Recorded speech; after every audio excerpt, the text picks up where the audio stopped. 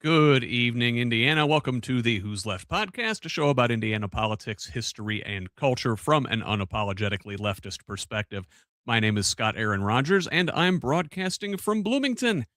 My guest this evening, who will join me shortly, is G. David Caudill, founder and executive director at Equality Indiana, an organization dedicated to building coalitions by collaborating with federal, state, and local partners, public officials, business and religious leaders, and community activists to grow grassroots energies and build support for momentum to achieve equality and related protections in every community through local ordinances, statewide legislation, or through the courts.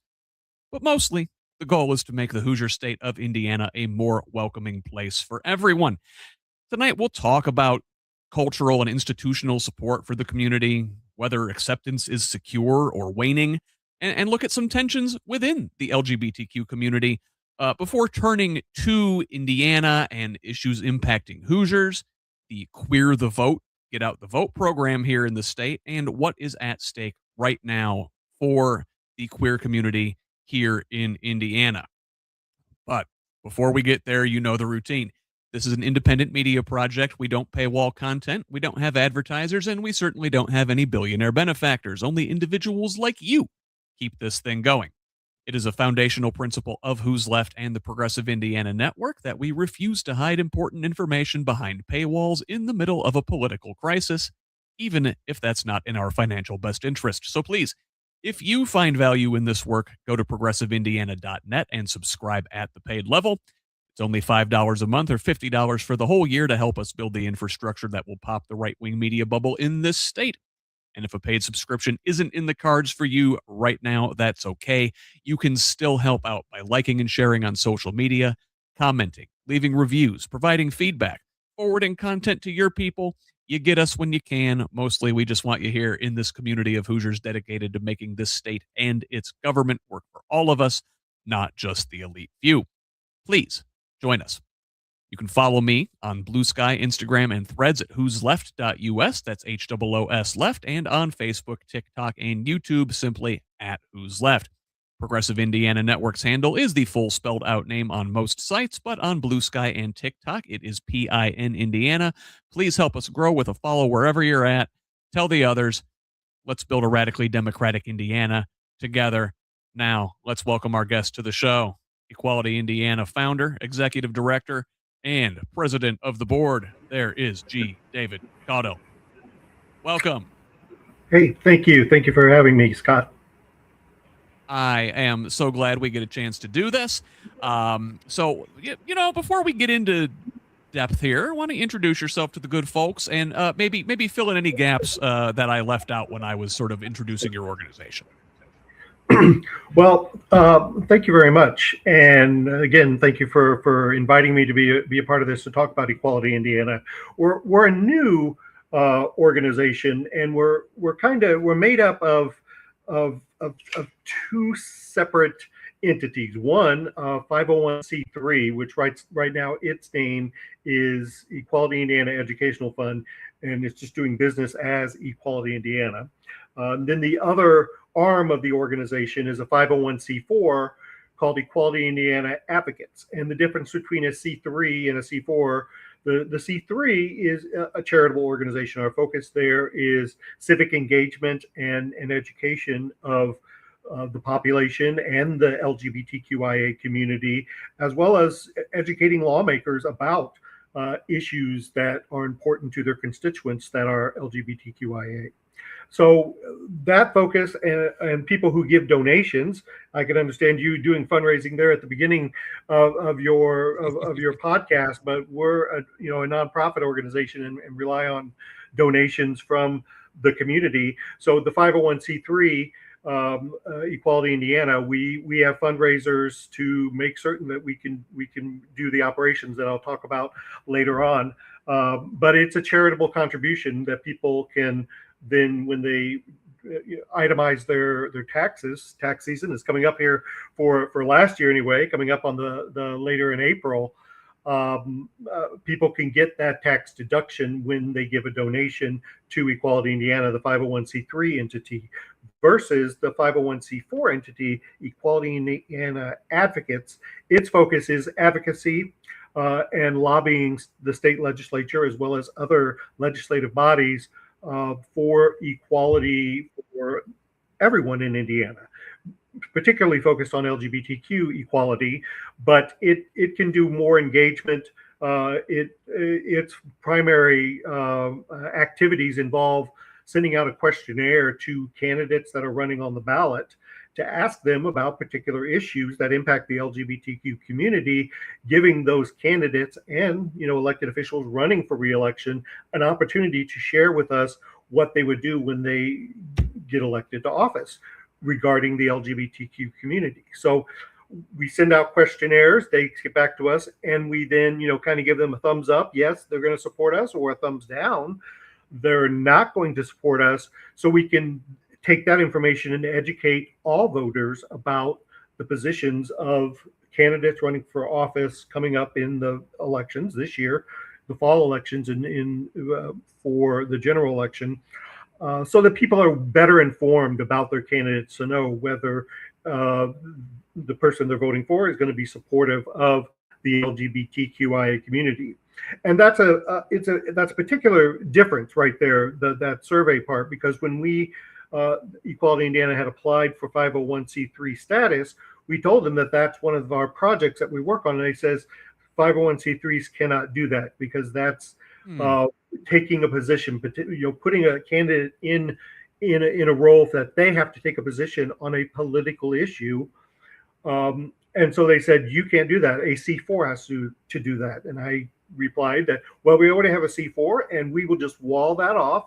It has its own federal ID number. It has its own fundraising mechanism from the C3. It has its own bank accounts, and it does particular activities, and any activity that it puts out into, whether it's social media or that we're handing out, we make sure that is coming from the 501c4 organization versus everything else that our organization does, which is 501c3 civic engagement and voter registration and education work. I hope that makes sense. Yeah, I know some other folks that are in the space, and it sounds complicated, but I understand why that these things have to sort of be separate. So let's move from the paperwork to something more exciting and perhaps an interesting way into this conversation I want to have tonight, and that's with sports. You guys, I understand, and not just you, but some other LGBTQ plus friendly organizations here in the state of Indiana are having a Pride Night with the Indiana Pacers on, I want to say, April 10th. Is that right? Yeah, Friday, April 10th is their Pride Night. It's a Pacer organizational night that they put on, and they put out into the community. They'd like to partner with LGBTQ groups that or nonprofits that they can turn it into a fundraiser, which is what we've done, where people buy tickets on our landing page, and a portion of that ticket proceeds come to our organization to support our 501c3 Equality Indiana. Some organizations, I think like the Indianapolis Men's Chorus, they buy a block of tickets, and so they have a limited number, and so they're people that are in the choir or people that want to support them can buy those tickets, and they all sit together and they have a maybe do some photographs and things like that. And I know Indy Pride, they're doing some sort of combination of those two things where people can buy independent ones, but for our organization, people can sit where they want. We get proceeds, and we'll get our name up on the big screen. And I know that the men's chorus are singing the national anthem before the game tips off. So cool. That's a special event that's happening within an event. So it's a community night. It's LGBTQ community night, where community organizations that support the LGBTQ community can participate in supporting the Pacers and acknowledging that the Pacers are our partners when it comes to diversity, equity, and inclusion. And that's really cool. I'm glad that the Pacers do that. I'm glad that organizations like them, beyond sports, beyond basketball, do things like this to show their support visibly for the community, because it's really important, especially to have these like cultural institutions, demonstrate their support. But I guess there's some tensions in that. Let's move from celebratory to a little bit uncomfortable. I think it was yesterday or the day before even. Within the NBA, that the Chicago Bulls waived Jaden Ivey, a player who in his college days played here at Purdue. He was a star there. His mother, I believe, is the coach at Notre Dame. So a Hoosier connection to this story, and they cut him because of disparaging remarks he made toward the LGBTQ community, because of disparaging remarks he made around Pride Night, and things he said about Catholics and other. Dude's gone off the deep end. He's got some problems I think he might need to address. But that made me think there were some tensions in similar lines with the NHL in the last couple years, and they used to do these big Pride nights, and the players would wear special jerseys on the ice, and they got pushback, I think, from a lot of the players there, particularly some of the Russian Orthodox guys. There's a lot of Russians playing the NHL, and so they sort of quit doing that, and I guess I wonder how you describe that tension, how it makes you feel, maybe makes some other folks in the community feel, where like, yeah, the organization will put this happy rainbow face on this thing, but like maybe the players in the locker room aren't exactly friendly to the cause. Maybe the owners themselves aren't super friendly to the cause. How do you juggle those things? Well, of course, I understand it all from a business perspective. Businesses have to do the best to sell a product, and in this instance with Jaden Ivey, since the NBA has allowed their players to be on the forefront of social issues, and the WNBA does this as well. They allow players, they give the optional participation. It's one way I looked it up in doing some research for in the professional sports arena, where players are given the option to participate. But if they take the exact opposite approach, which is going after some of these cultural nights, or and it sounds like he kind of went off the deep end, and maybe has possibly. I mean, I'm not a psychiatrist, but Jaden maybe needs a little counseling, but has to understand that their audience is a diverse audience, and that's why I think the NBA has taken the approach. And NHL, I know you mentioned that, and again, they have a market where it's obvious that NHL is their fan base is less diverse. Their players are less diverse, especially when it comes to skin color, versus the NBA is more diverse. Professional football is more diverse versus the NHL. Baseball is more diverse versus again NHL. NHL has a unique niche of players that are just less diverse. Not that there aren't good players. It's just, it's the way things have worked out in that area. And so their fan base is probably less diverse as well. And so they had to make business decisions. And I know the NHL's decision that they made a few years ago, they tried to draw the line between what's appropriate activities to acknowledge on the ice versus off the ice is how I read their restriction policy of 2023 and 24, because they had Pride nights where players were asked to put tape on their hockey sticks and stuff like that, and there were some players that didn't want to acknowledge that they wanted to participate, so they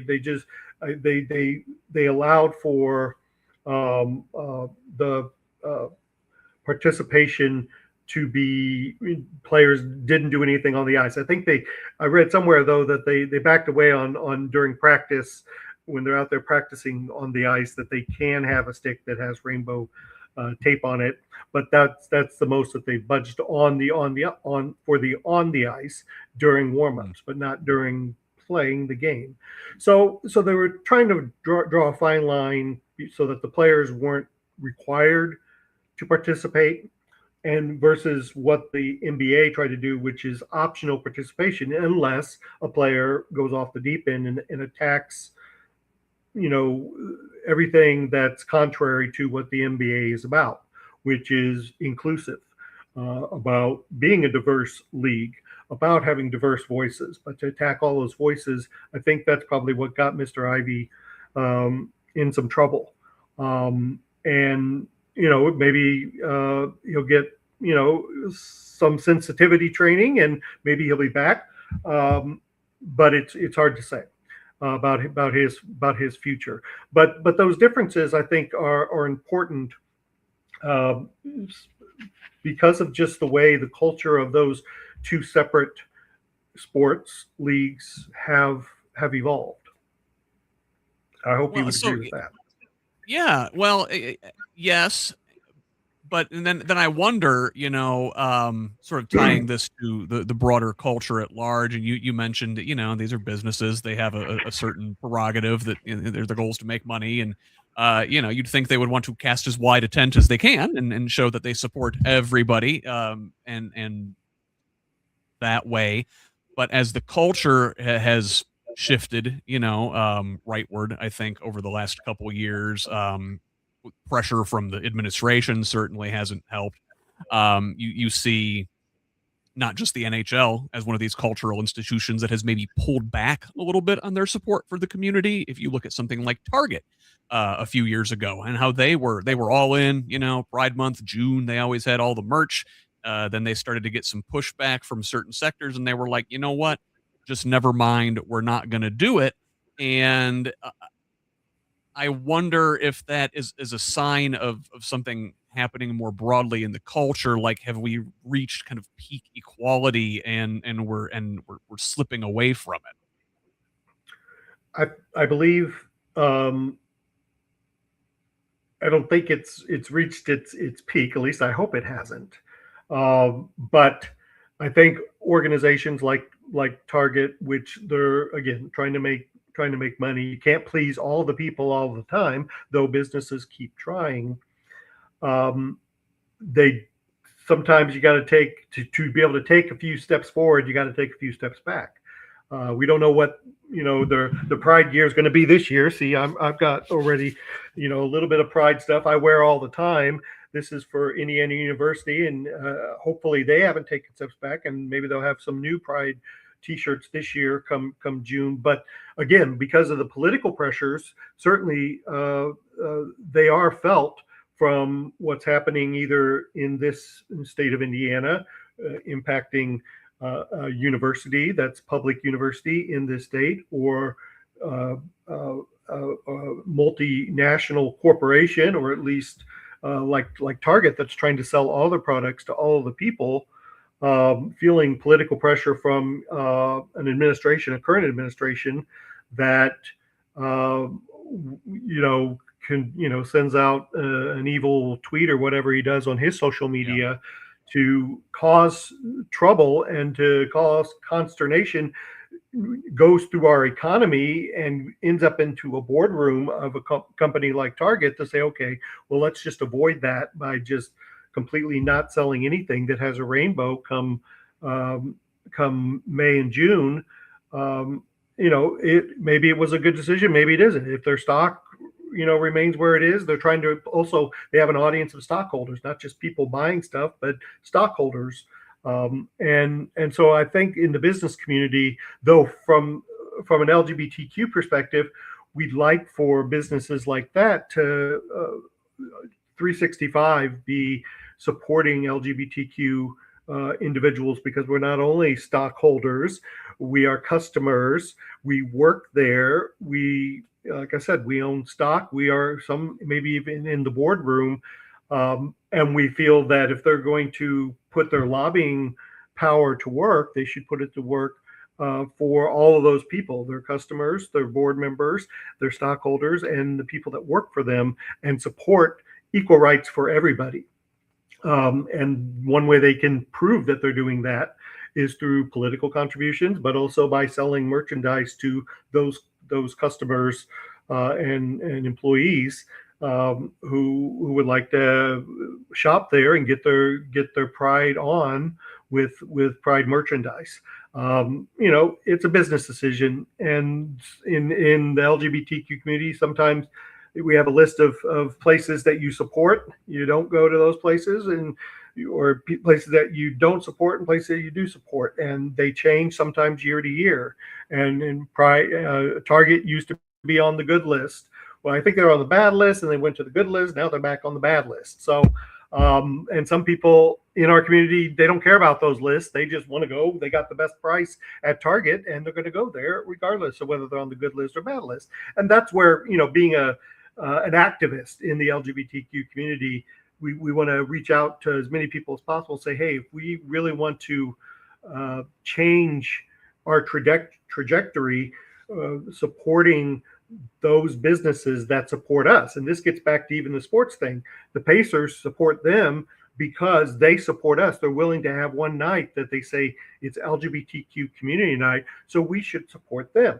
Now, also the Indy Fuel, they had a Pride night as well this year that Indy Pride participated in. It was at the end of February. The Indianapolis Indians, they're having a Pride night in conjunction with Indy Pride. The WNBA, our Fever, they'll have a Pride night as well that we hope to be a participant with as well. So again, we should be supporting businesses that will say they support us all the time. The goal of Equality Indiana is to try to prevent local businesses, the big businesses here, and I'm not going to call out anybody, Lilly, to stop giving to organizations like the Indiana Chamber of Commerce that then supports the extremist candidates that are passing these laws that are doing harm to the LGBTQ community. We would prefer them not to give that money there and not just show up on Pride weekend to say, hey, we're all about Pride for our employees, but then turn around and adjust their political contributions and be more selective and give to those candidates or at least organizations that are going to support what they're cheering about on Pride weekend, that is going to support not just those people on those days, but support them every day of the year. Yeah, and that's I think the thing I worry about is that the whole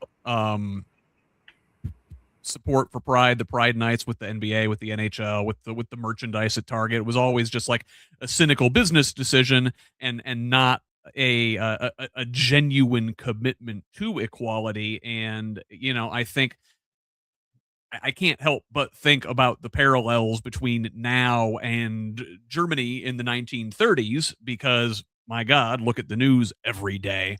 But I think about the Weimar Republic and late 20s, early 30s Berlin, and how accepting and open it was, and how the LGBTQ community then was able to live openly. And you thought, man, things are going pretty well, and then just a couple years later, beyond backsliding, right? And I worry that can something like that happen here? It's always, unfortunately, possible. Those that don't learn from history will have history repeat itself, and those lessons from that period of time of world history, and then also in countries like Germany, but we also had here in the United States we still tiptoe on that line of ostracizing people who are our neighbors because they have been because of rhetoric teaching you to be fearful of those people that may be your neighbors. I mean, the orange guy that is the showman in the White House right now, everything he talked about in his campaign, even though you didn't hear, even though I tried not to listen to it, because I knew it was the same old rhetoric, was about going after, immigrants. They told everybody, you elect me, and we're going to get rid of all these terrible immigrants that are breaking the law. But instead, they come in and they're trying to round up everybody, including U.S. citizens, and not just deporting people who are, the lawbreakers, that those that are here making a living, supporting our economy by living here, even though they may not be documented. They'd like to be documented. They'd like to be American citizens. That process is screwed up, though, and they're not doing anything to fix that. But my point is that the rhetoric says one thing, and then they turn around and do god awful things to a bunch of people, and the history on that could be repeated for the LGBTQ community by starting off with saying, okay, the people who are most different, the trans community, folks that are transgender, they're really not real people. Once they're able to dehumanize people like that, it makes it easier for them to then go after the whole community. And we don't want them to go after the trans community, so we're going to stand arm in arm with the trans community. That's what this flag behind me is about. This is the transgender flag, and it's the Indiana flag symbol transposed on it. So Indiana transgender folks, on this day of International Transgender Day of Visibility, we're going to stand arm in arm with the transgender community. Our organization and myself, as well as the board of directors, and we're working to make sure that those communities are protected. So going back to the beginning part of this conversation about businesses, we would prefer businesses to not just show up one day a year. We would like for them to show up not only in their policies, but supporting the policies that are being passed in the legislature, to support candidates that will support, their employees, their customers who are LGBTQ, and do so every single day. And that's our goal, to make Indiana a welcoming state for everyone. And I think businesses have a responsibility to do that, especially in a capitalist society, capitalist economy that we have. Businesses play an important role, whether it's business in the sports business, like Target, that are selling things, or even, like I said, Eli Lilly, who is selling drugs that hopefully make us a healthier society and live longer. I'm glad you brought up the trans community, especially on this International Trans Day of Visibility. And I meant to ask what you think of. You mentioned this othering, right? And they're always looking for a wedge to divide people and divide communities, whether it's immigrants, whether it's the gay community, whether there's fascism, authoritarianism always needs an other, always needs an enemy. And the trans community has sort of become the enemy du jour over the last couple of years. And like, what do you make of? I mean, obviously, your organization, you're saying, we support our trans friends 100%. But what do you make of this movement? And it might be more prominent in the UK than it is here in the US, but it's LGB without the T. Like, they're trying to split the queer community. And what do you make of that? What do you make of folks like Treasury Secretary Scott Bessent, a gay man going in and working in the Trump administration, working along with raging Christian nationalists who probably would say he's going to hell? What do you make of somebody like Barry Weiss, the editor-in-chief at CBS News now, who goes out there and sells a hateful message every day, doing the work of MAGA? What do you make of folks like that? What do you make of that movement? I'd only heard of it, I think I'm not sure what setting, and it may have been an NPR story, and it was about the movement being primarily over in Great Britain.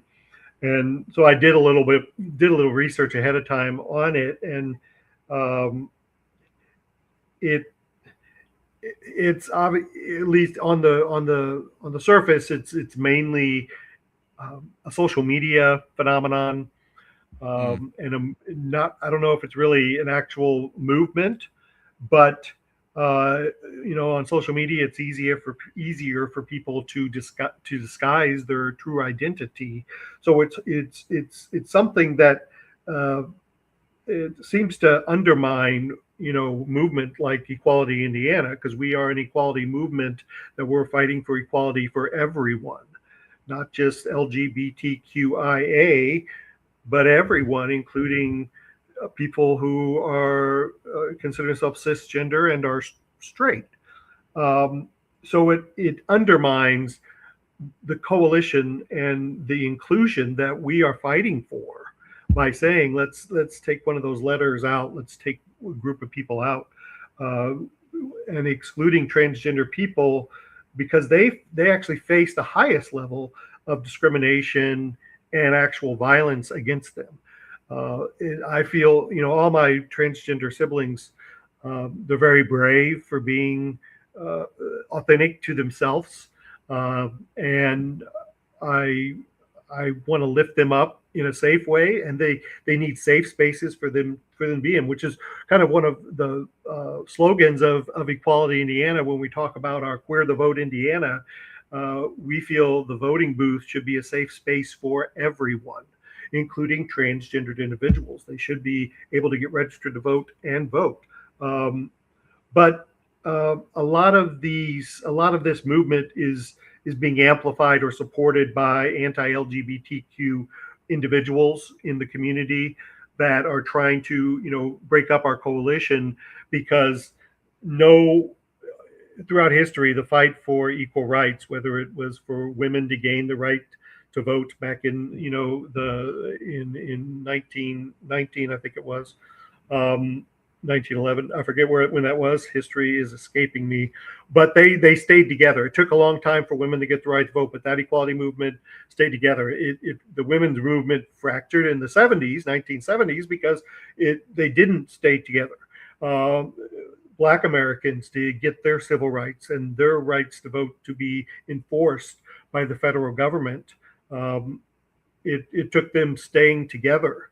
And so our community and the transgender individuals and those that consider themselves intersex, transgender, bisexual, lesbian, gay, all of us, we need to stay together, because that's history has shown that's how we can be successful at gaining um, those equal rights that we so badly need. First they came for, right? Like they pose like, oh, listen, we're friends of the gay community, just not those trans, right? But they always come for you next, don't they? Um, Yeah, which I guess absolutely. is like why I wonder about folks like Besant and the log cabin Republicans, for example. Like, what is you doing, baby?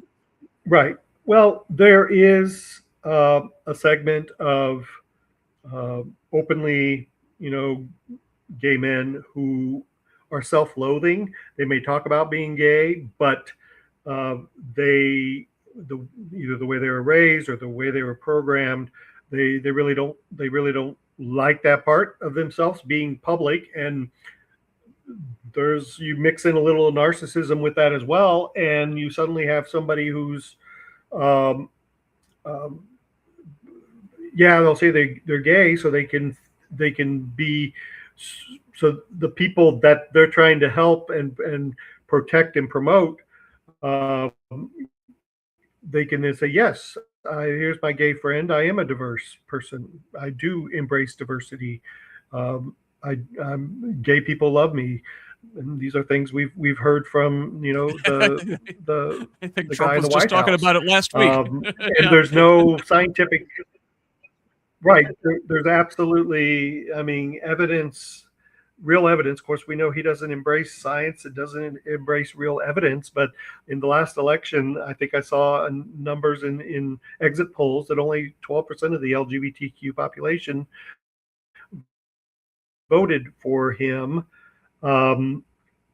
So that's close to 90% did not. And from the friends that I know and I hang out with, that would be accurate. I don't know if I know many gay, lesbian, transgender folks that if they voted, that's the part that we're trying to break, is the voter apathy that's out there, that people, especially queer people, feel it's not going to make a difference because the same people are going to be, doing the same things, whether it's in the White House, whether it's in Congress, or whether it's in the State House.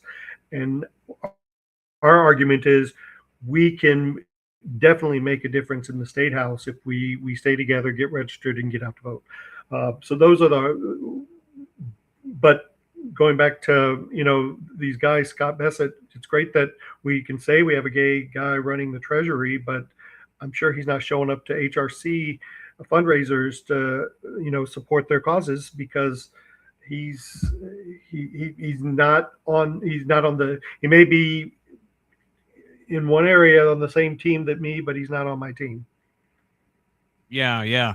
I'm glad you sort of brought us to electoral politics in that last statement, and overcoming the voter apathy, and part of that is, I think, wondering who you can trust, right? I think about listen, we were talking about the NBA and the NHL and Target and sort of performative equality and performative acceptance, and then I want to look at on the electoral angle of that same sort of thing. Just recently, we saw California Governor Gavin Newsom sort of pull back in the same way as those businesses did when he was talking about Democrats needing to be more, quote unquote, culturally normal, right?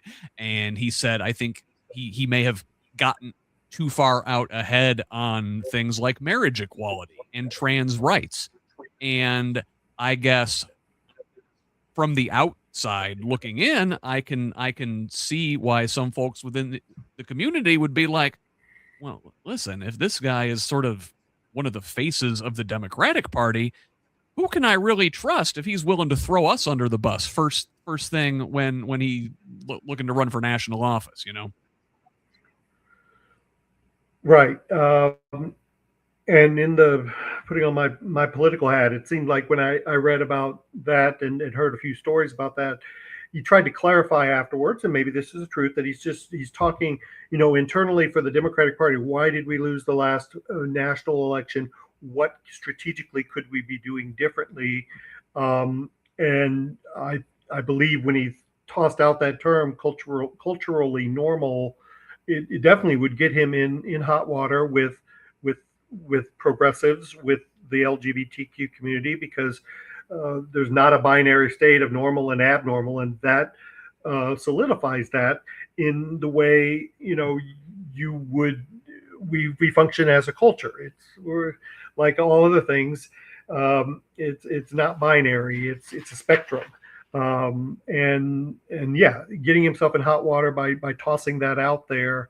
And yes, he may be a candidate for president in the next cycle. There's a lot of candidates that could be out there, and he's sticking his toe in the water, and maybe the water's gonna be a shark and bite his toe off because of putting that out. I think maybe he's singing a different tone, and strategically those are the wrong words that he should have been putting out there. I know Pete Buttigieg said something not the same, but something similar that got him in trouble with transgender. I can't think of what it was, and I probably should have looked it up before I dove into that. But he is a gay man, and you would think he'd have 100% support from the LGBTQ community. But if I recall, he said something that got him in a little bit of hot water because it was something in the same vein that Gavin Newsom said as well. And he had to clarify it later to say, no, what I was really meaning was this.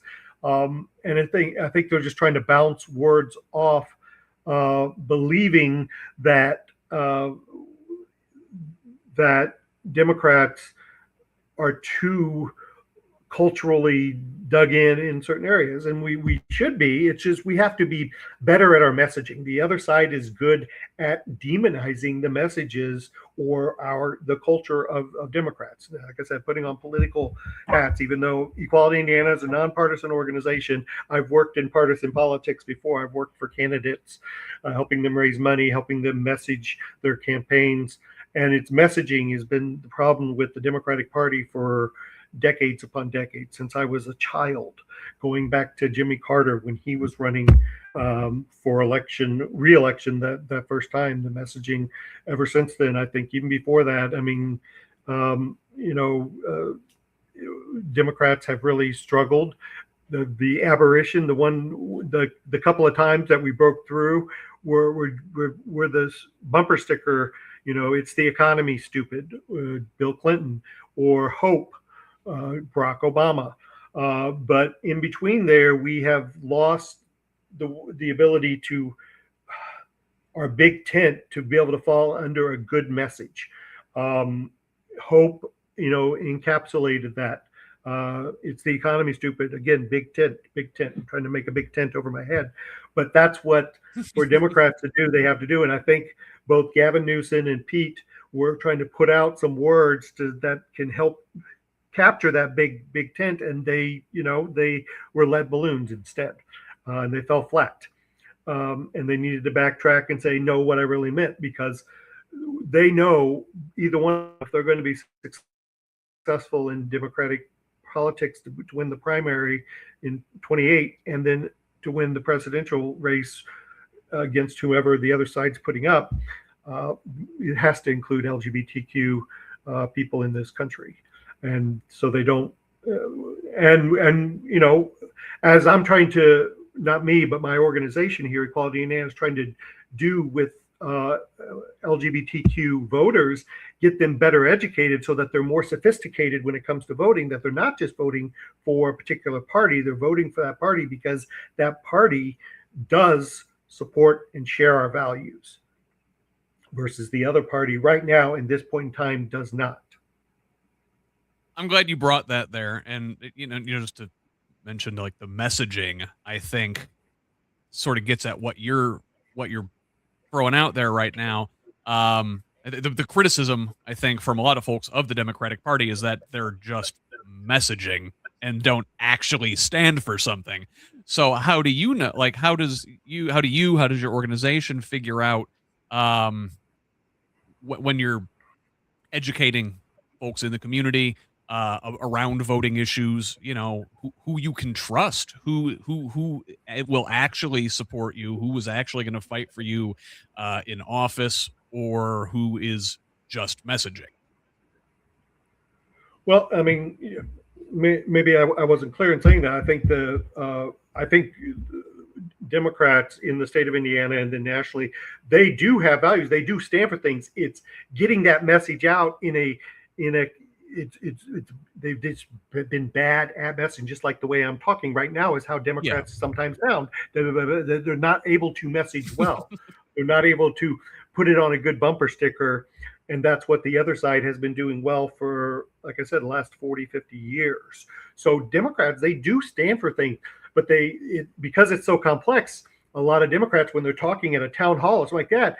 They say too many words. They need to reduce the amount of words they're saying and put it into a easier message for ordinary voters to be able to digest what they stand for.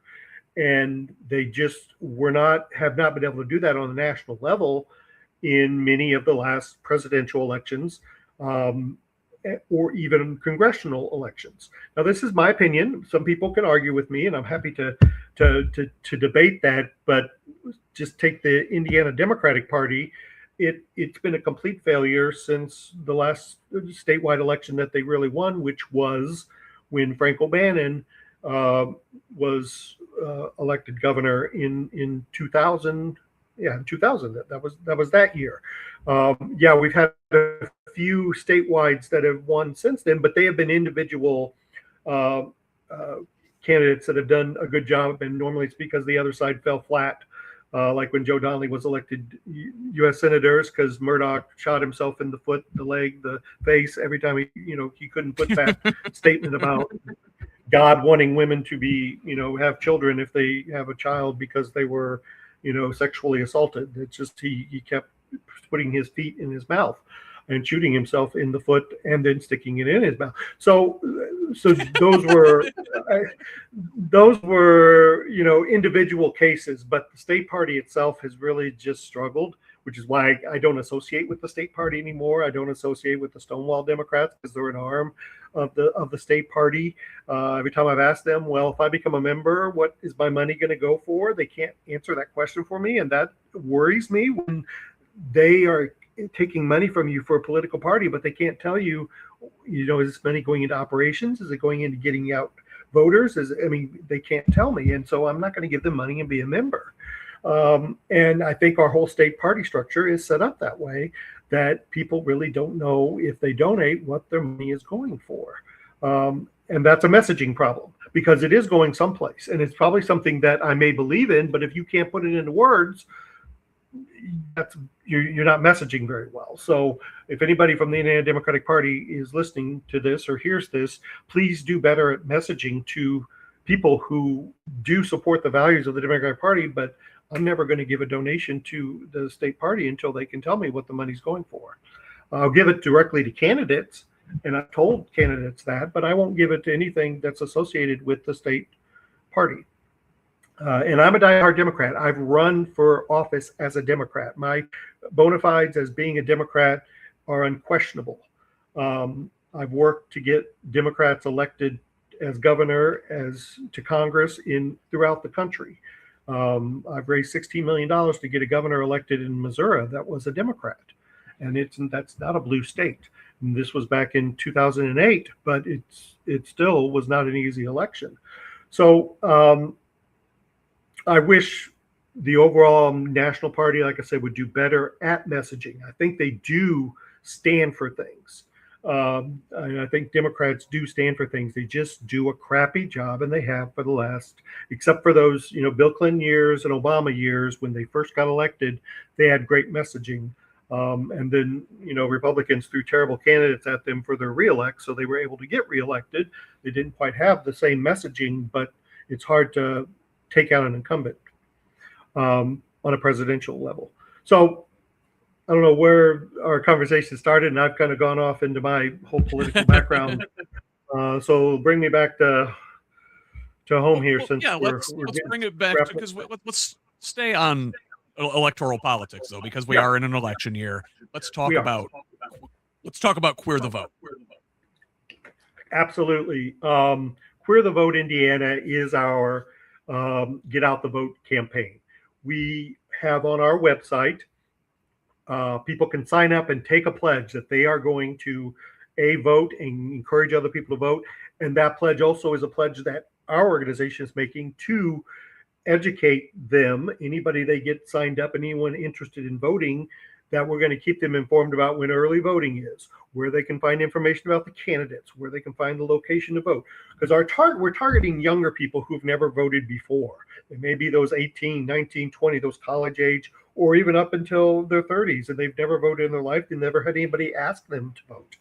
We have a way for people to register to vote on our website because we have a partnership with vote.org, which is a national nonpartisan voter engagement organization that when people go to our landing page and they put in their name and address and their email and optional for the phone number, but all that information, and they click go, not only do they send that information to the state of Indiana, the Secretary of State's office, which then gets it to their county clerk, that information is also collected by vote.org, and we gain access to that. So we can start talking and develop a relationship and engage with that person. Say, hey, thanks for registering vote with Equality Indiana.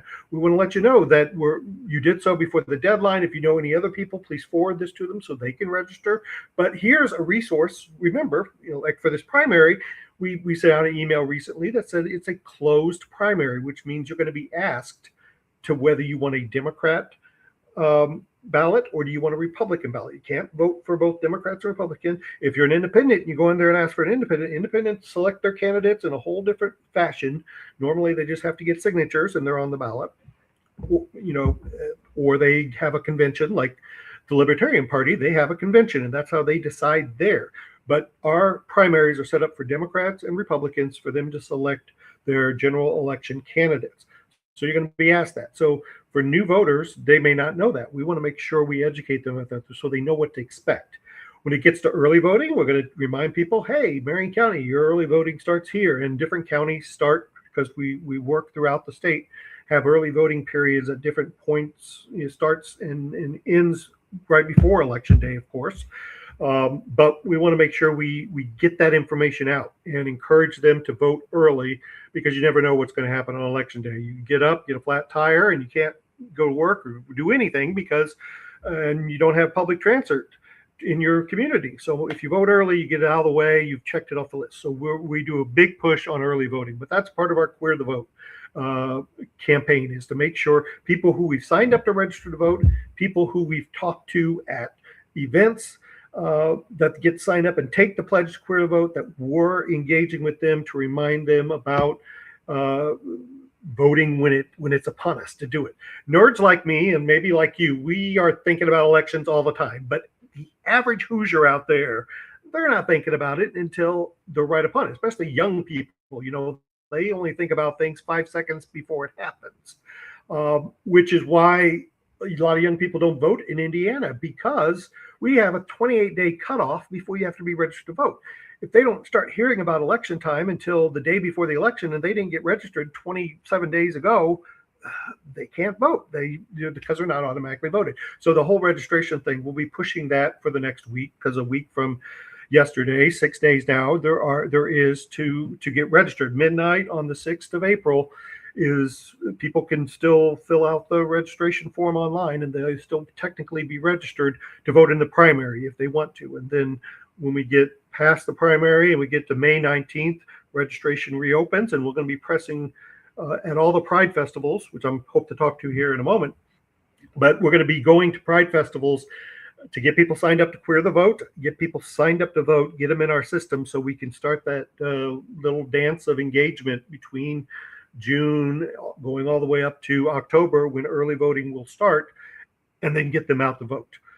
So it's a pledge, but it's also an empowerment statement. We're going to queer the vote. We're going to make sure those that are our allies, those that are in the queer community, LGBTQIA, that if we come together and we vote as a coalition for the candidates that, we're going to put forth, the answers to those questionnaires of the candidates that say, yes, we'll support marriage equality in Indiana, versus those that ignore us, or those that are elected officials that are extremists that have put forth the ban on trans kids playing sports or the ban on gender affirming care. We will note those candidates as thumbs down. Do you want to vote for the thumbs down people or the thumbs up person? And hopefully with that education, they go and make the right decision. And maybe, just maybe, we can elect more candidates that will not be putting forth legislation that will harm our communities, but will empower our community to be a part of the state and welcomed in our state as everyone should be, if we're really going to get back to the real values of what Hoosier hospitality is about. Right now, people are excluded from that Hoosier hospitality. We want Indiana to get back to the values of welcoming everyone to Indiana, including people in the transgender community, people who are LGBTQ. Our good friend Derek Holder asked me to make sure to ask you how a small segment of the population, the LGBTQ plus community, can affect change in an election. But I think you just said it. Everybody's got to vote. If you look at the evangelical community, for example, not nearly as big of a percentage of the population as you would think, but they all vote. Absolutely, yes. They faith-based organizations have been doing this for years, of getting people together, getting them on the same page with voting, making sure they're registered, and getting them out to vote for the candidates that agree with their values. And so that's what we're trying to duplicate. It's just a little bit more difficult because our communities, even though we're not getting everybody together on a Sunday, morning or afternoon, I'm not a religious person, so I don't know what they do in evangelical churches, but we're not getting everybody together on a weekly basis to be able to say that. So we have to show up in their community, in their space during Pride events. And by the way, there's more than 50 Pride events that happen in the state of Indiana, starting at the end of May, going all the way until October. And we hope to be at all of them this year. We were at most of them in 24. We were at most of them in 23.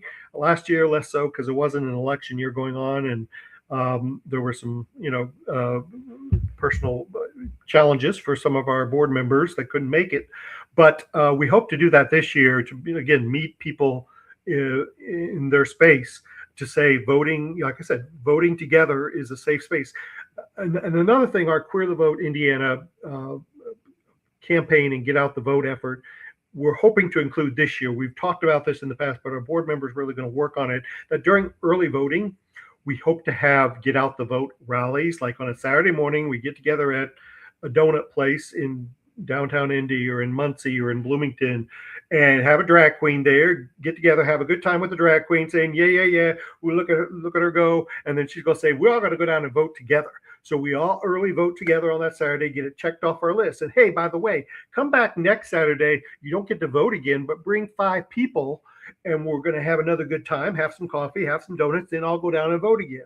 And keep building that momentum, because when you vote as a community, I think it just feels safer to be coming with friends and people that you know and people who aren't going to look at you funny, especially for our transgender Hoosiers. Like I said, I mentioned about them being, courageous and brave, just being themselves as they are, but then having to show up to vote. And maybe their ID, of course, now can't get changed because we have bullies and creeps in our that are elected state governor and attorney general that aren't letting people change those documents to where they have to show their ID. Well, if they walk with us on a Queer the Vote rally that we're having, they'll be showing up with friends and neighbors, and I'm happy to stand there and let them know, let these clerks know that these people, they have the right to vote, and they're gonna, if you're not gonna let them vote today, do a provisional ballot, and I'll walk with them. We'll go after the election and make sure that provisional ballot is counted, because they're entitled to due process, and everyone has the right to vote. Where the challenge is that the extremists that are in our legislature are trying to turn it into a privilege. And that's just not what our Constitution says. I always have my U.S. Constitution with me, and I like to challenge people to challenge me on what it says in the Constitution, and I can get to it really quick. But everyone has a constitutional right to vote, including transgendered individuals, transgendered Hoosiers, and I'll fight to make sure that they get their right to vote. And hopefully we can elect better representatives so that they can make it more easier for IDs to be obtained for everyone to reflect their true selves. Very good. So just a couple minutes left here. So folks in the community, allies, how can we learn more about Equality Indiana? How can we help you throughout this election season get out the vote? Sure. EqualityIndiana.org.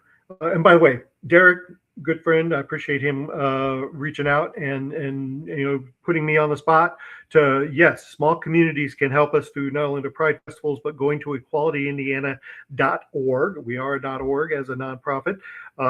Can sign up to be a volunteer. We're always recruiting volunteers to not only attend events like Pride festivals, but volunteers to work on some of our working committees, whether it's our Get Out the Vote effort, doing Queer the Vote activities in their community, or helping us. One of the programs we're working on now is college IDs, because our wonderful state legislature has said that college students can't use the ID given to them, even if they're going to a public university like IU or Purdue.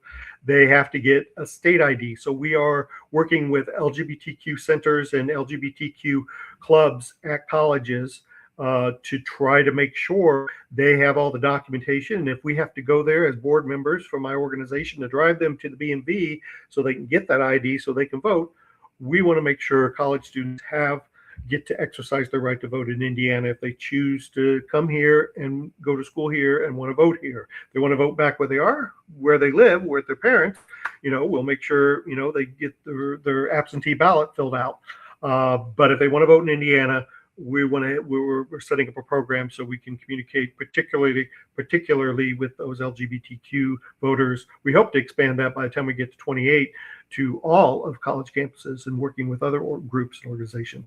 But you can support those activities, our Queer the Vote Indiana activities, by going to equalityindiana.org. Right now, we have our Hoosier Hysteria Pride Flag fundraising campaign going on, where this is one of the pride flags that you can get. We have 6 different pride flags that if you donate $100 in one-time gift or more, or if you sign up to become a $10 a month donor, we'll give you the choice of 6 different pride flags. And you can see them all at equalityindiana.org. We'll give you the choice of a pride flag. And if you take care of this campaign now and you get a pride flag, you'll have your pride flag sent to you before Pride Month, so you can show your neighbors, show your community, show the businesses, if you get it for your business, that not only do you support queer folks in your community and throughout the state, but that those people who are LGBTQ know your house, your business, wherever, is a safe space for them to be themselves at. I love it. Well, we aim to provide a safe virtual space here. We hope we're doing a good job. It's been an honor to have you here. Thank you so much for being with us tonight. Stick around for a second. I'm going to send you backstage, say goodbye, end the stream, but don't go anywhere. I want to make sure I get a chance to thank you again and say goodbye to you before we sign off for the night. All right. Thank you, David. All right. Once again, that was David Caudill, the executive director, president of the board, and founder of Equality Indiana. Once again, you can help them at equalityindiana.org. And hey, please help us at progressiveindiana.net. We could use a paid subscription if you're able. Again, only $5 a month, $50 for the whole year. This independent media project relies solely on the generosity of kind patrons like you to make this information available for free to everybody. Again, that's at progressiveindiana.net. We could also really use a follow on social media at Progressive Indiana Network on Facebook, Instagram, and Threads. Please subscribe to our YouTube channel at the same handle. Over on Blue Sky and TikTok, it's PIN Indiana. You can find me on most social media sites at HoosLeft. That's HOOS Left. Send me a direct message anywhere with feedback, tips, ideas, and concerns, or email me directly at scott@whosleft.us. Finally, please forward the show to a friend and have them pass it on too. Let's keep building this project and a truly democratic state, one conversation at a time. Until the next one, this has been the Who's Left Podcast. I'm Scott Aaron Rogers. Love each other, Indiana.